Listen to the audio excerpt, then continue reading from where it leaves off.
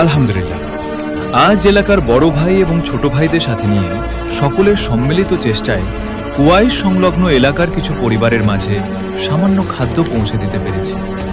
মানুষের মুখে একটুখানি হাসি ফোটাতে পারার আনন্দটাই আলাদা। আমাদের এই ক্ষুদ্র প্রয়াস যেন আল্লাহ কবুল করেন। আমিন।